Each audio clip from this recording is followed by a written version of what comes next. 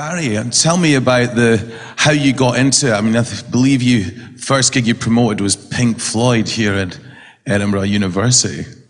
Yeah, that is true. It's a bit of a con in the sense that we were doing it not for profit. We were doing it for a shelter, which was just starting in Scotland at the time. And it was actually at the New Cavendish, or whatever they call it this week, along at Stoke Cross. I remember it well because it was 5 days after my daughter was born, and my wife came out of hospital to go backstage and see the band, and was most embarrassed because she was leaking all over. Anyway, excuse me. That's the least of the stories. And I mean, were you studying at the time? Were you working, or how did you end up putting on the gig? Was it purely motivated by raising money for the charity? Well, I was editing student here at the university at the time, and running all the occupations and whatever that were. We had got married and my honeymoon was between the barricades in Paris, so 68. So that's where it all starts from. So it was never about money really ever. It's about music. And then when you started, I mean, was it something that you really enjoyed about it, where you're like, this is what I want to do now? What was the next step? Did you finish your studies and then pick it up after that? Immediately after that, I got rather bored with the pop rock and just general decadence of the music industry as I saw it in the early 70s. And I didn't really get interested in it again until the beginning of punk, because it just seemed like a breath of fresh air. And it was really an exciting time to be around. Also, suddenly there was a new generation of promoters, there was a new generation of bands, there was a new generation of agents, and the old Tin Pan Alley was being bypassed because they didn't understand what was happening.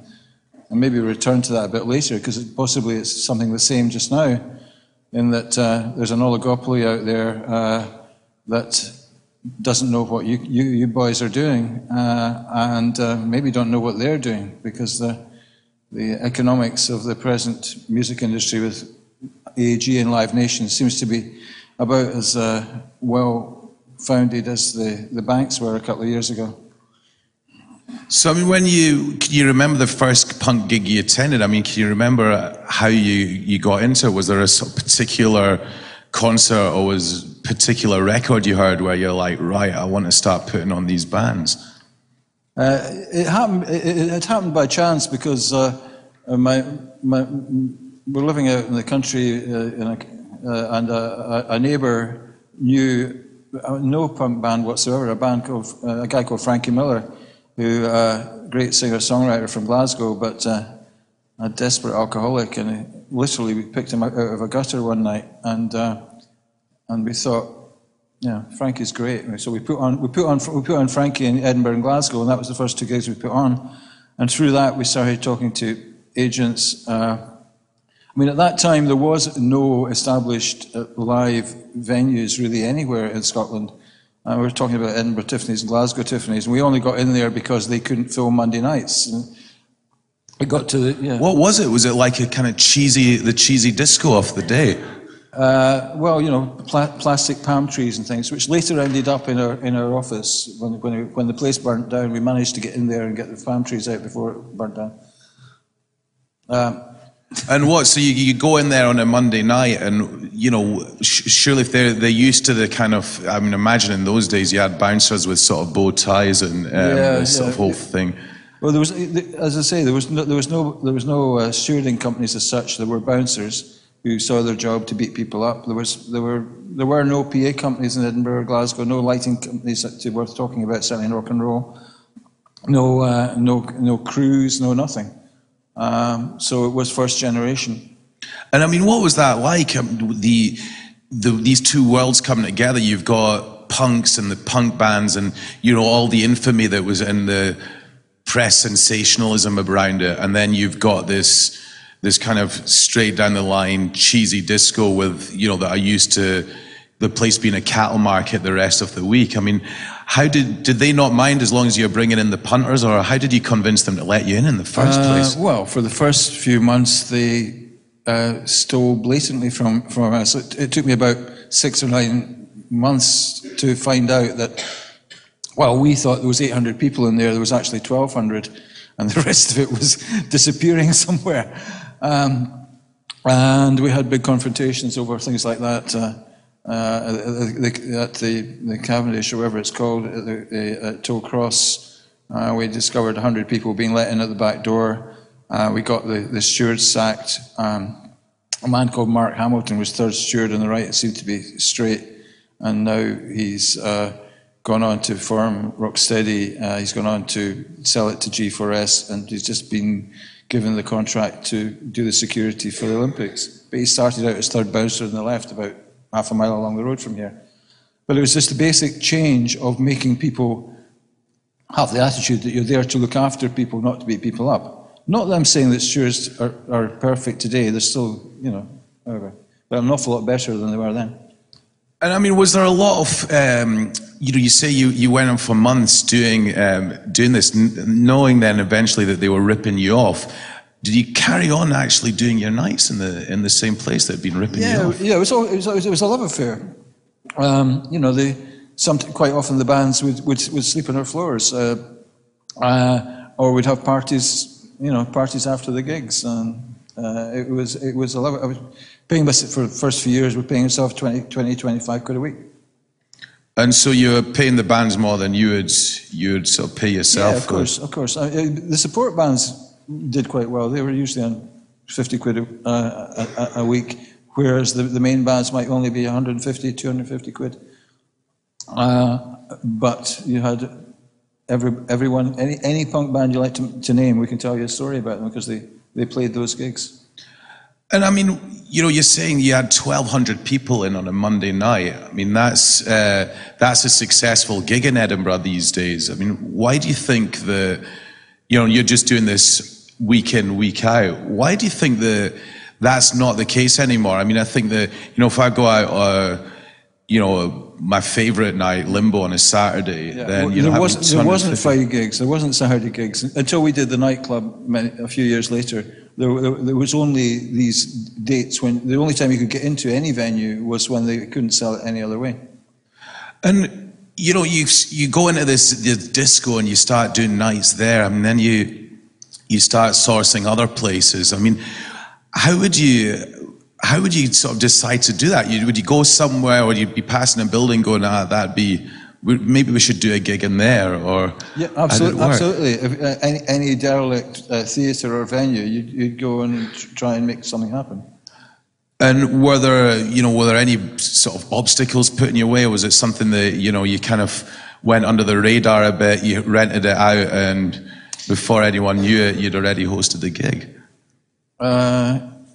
Initially, nobody else understood what was going on, but eventually the people like environmental health, noise control in Edinburgh particularly became a complete bugbear. Every single venue that we opened in Edinburgh got closed because of noise complaints, and that includes Tiffany's in the first place, the Picture House, what's now Festival Theatre.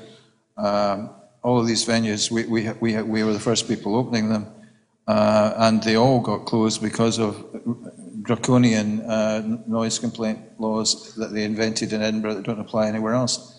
But it's not just Edinburgh. We went around Scotland opening venues and persuading. Even when we go to stadiums, it was the first time they'd had rock and roll in Ibrox. It was the first time in Parkhead. It was the first time at Murrayfield Bar 1 show. So that's... I mean, when you go into these new places, I mean, were there any sort of cases of people just really getting the wrong end of the stick, or just not really understanding what you were... We were aliens, we were completely aliens as far as the Scottish Rugby Union or Ibrox is concerned. I remember a fantastic bit of a jape when we took Simple Minds to Ibrox. They were playing in 25 different countries or something, so officially we were going to put up flags from every country, but just to noise them up, the boys from the band put up the Irish flag first, and it was up. It was up there for about 6 hours before anybody noticed, and then suddenly the entire board was bearing down on us, saying, "What the hell's going on here?" That was just a bit of naughtiness. I mean, did you know, it's interesting you mentioned Simple Minds, and, you know, also we're talking about earlier on about, you know, the Barrowlands and how you know, this had essentially been closed down, hadn't it? I mean, It hadn't really operated since the time of Bible John, and that didn't look at very good press, and all the people in Glasgow said that nobody would go because it was a dangerous part of town and it had a bad reputation. And we persuaded Jim and Bruce at Simple Minds to do the opening thing as the video for On the Waterfront, I think it was.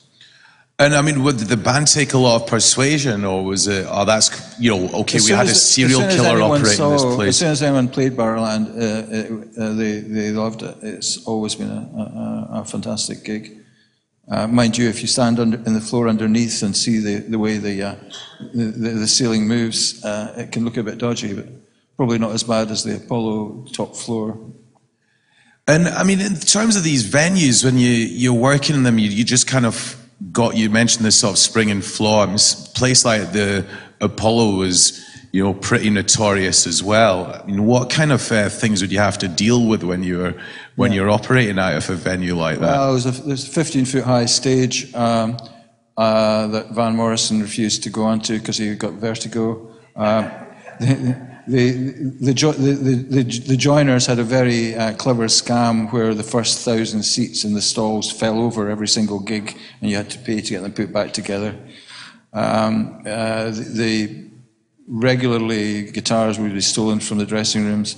Perhaps the worst one I can remember is when we put on Tina Turner, and it was so dilapidated that they never remember this in Glasgow. There's bad things about the Apollo as well. It's wonderful. It was actually raining in the dressing room with water coming through from outside, and when it was time for us to go on stage, I was in the staircase shoveling shit that had come through from a sewage pipe that had burst onto the staircase, just alongside, you know, she's tripping down the stairs, and so that was a bit embarrassing. When you're doing all that, so she didn't actually slip in a turd or anything like that? No, I cleaned it up before she got there. Right, you did a thorough job, clean, yeah. You know, yeah. I mean, in the meantime, the stewards were selling tickets at the back door and sort of stealing from us again. So. Well, I mean, I remember even this was in Edinburgh, in the Playhouse. I mean, there were these sort of this strange phantom extra row, and then you'd get three rows at one point. I remember people being rightfully upset because they thought they had a ticket, and then you know, they did have a ticket, but someone was already in that seat, and then they'd get upset, and then the next thing they were getting thumped and thrown out for getting upset. I mean, well, in the beginning, the worst situation was that the manager actually physically squeezed in 3 extra rows of seats, which were his personal box office. And we ended up taking him to court. You know, he ended up in jail over it. But when that's going on, I mean, does it not drive you mad when you're trying to do something and you're trying to be professional about what you're doing, and you just seem to be surrounded by sort of chancers and widos and just folk essentially ripping you and the bands off? I mean, do you have to develop a certain mindset to deal with that? We'd probably come in with a fairly fairly liberal mindset in the first place to be able to cope with these things, but I mean, you must remember that we weren't entirely clean ourselves. In those days, it wasn't unheard of for Barrowland to have 3,000 people in it, whereas the legal capacity today is 1,900. But at least the bands were being paid in the 3,000, sometimes in brown envelopes. Could you see anything like that happening? Can you see anything like that happening now? I mean, do you think it's all completely, as far as we're concerned, it's more than it's worth not to be clean and clear. And, you know, you were saying which you put in the biography, that you organised the first open air festival in Ingleson. You know, even today, looking at that lineup with people like Talking Heads on the bill, Van Morrison, Steel Pulse. I mean, there's all names that still resonate now. and you lost a colossal sum of money.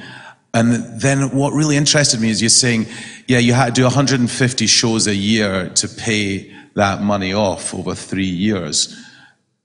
I mean, the idea of knowing or being able to do 150 shows in a year and make money out of it to eventually pay off the debt seems quite staggering. I mean, to put it in perspective, I was paying myself 25 quid a week at the time.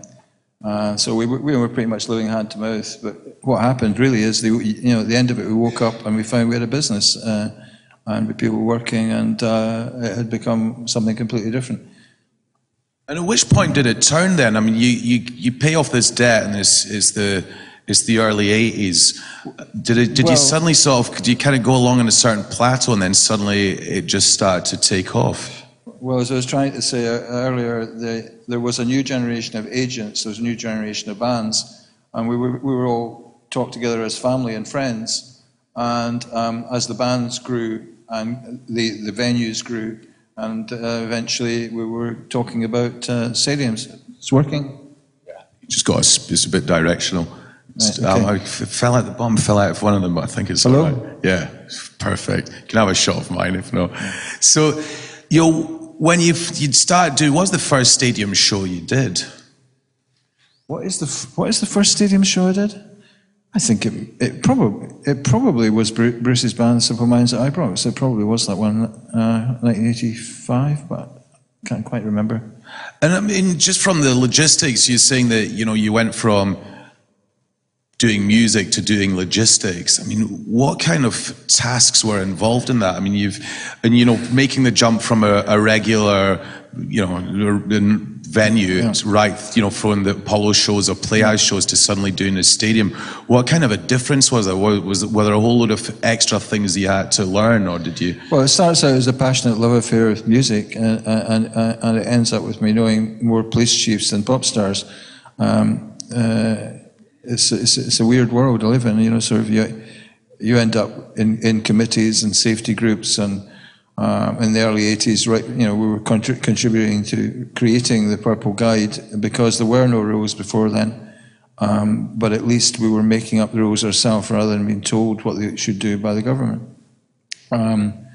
So that, as time's gone on, increasingly I've been producing shows or events rather than, but it doesn't mean I don't love the music still, and I much prefer the various salacious stories and the good times that we've had over the years than I do sitting in the police control room at New Year, as I'd have to do these days. And how did you come about the idea of doing Hogmanay? I mean, obviously, when you set up unique events in the early 90s. Yeah, well, it started, we got a lot of contracts to do Glasgow 1990, the Year of Culture.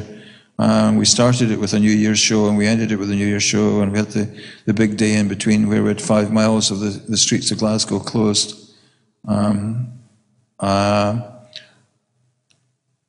Where was that going? I've completely lost. I don't know, I was just thinking ahead of that Wet, Wet, Wet story, and particularly, can you tell that? Yeah. Wet, Wet, Wet, and their manager in particular, was determined that they would finish the TV show and they would finish the event. And they also insisted that they play in George Square, which, to be honest, at that time was too small for them. Nowadays, they only allow 10 or 15,000 people in George Square at New Year. On that day, there were over 50,000 people, and there were people hanging off the rafters and off the balconies of the buildings and everything else. But they'd been such uncooperative people that somehow or other, the band before them, which I think it was a reggae band, somehow or other they ran late. I don't quite know how. And as a result, Wet, Wet, Wet went on stage just as the credits were going up on the TV show, and in enough time for the helicopter camera to sweep up off the ground and swivel round to a 300-meter-long urinal that we'd created for the event. And that was the last shot of Wet, Wet, Wet. They did get their They did get their contractual 30-second minimum on television, so they couldn't complain. But they did try and sue us over it.